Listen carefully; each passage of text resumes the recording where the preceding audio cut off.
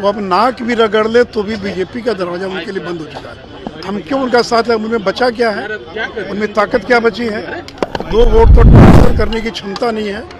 2020 के विधानसभा चुनाव में वो 24 पर क्यों सिमट गए? अगर नरेंद्र मोदी जी ने जनता दल यू के लिए प्रचार नहीं किया होता तो 44 सीट भी नहीं आती।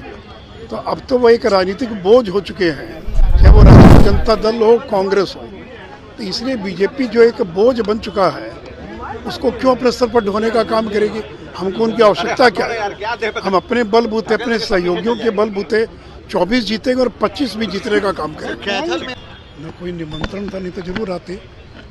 और इस मूर्ति का जो शिलान्यास हुआ या जो मूर्ति लगाई गई, ये तो नीतीश जी के द्वारा ही लगाई गई थी।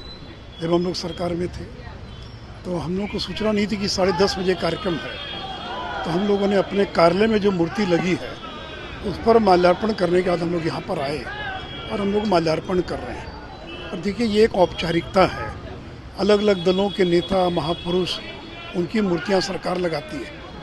तो अगर आज नीतीश जी आए यहाँ पर तो उसका कोई निहितार्थ नहीं निकाला जाना चाहिए, क्योंकि ये मूर्ति तो उन्हीं के कार्यकाल में और उन्हीं के द्वारा मूर्ति लगाई गई है।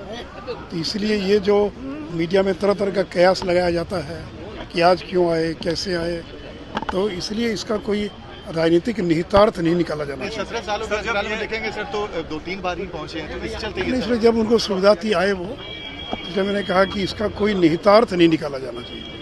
सर, तेजस्वी यादव ने जब ये फैसला हुआ था तो सरकार में थे, तेजस्वी यादव ने सदन के अंदर सवाल उठाए थे कि राजकीय जयंती समारोह में पंडित दीनदयाल का, आज वो खुद आए और उन्होंने डिनाई किया कि उन्होंने उस समय क्या बोले मुझे नहीं मालूम, लेकिन अच्छी बात है कि आज वो आए और पंडित दीनदयाल उपाध्याय जी के चरणों में उन्होंने पुष्पांजलि अर्पित की।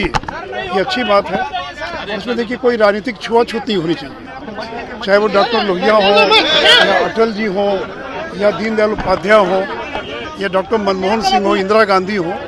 इसमें कोई राजनीतिक छुआछूत नहीं होना चाहिए।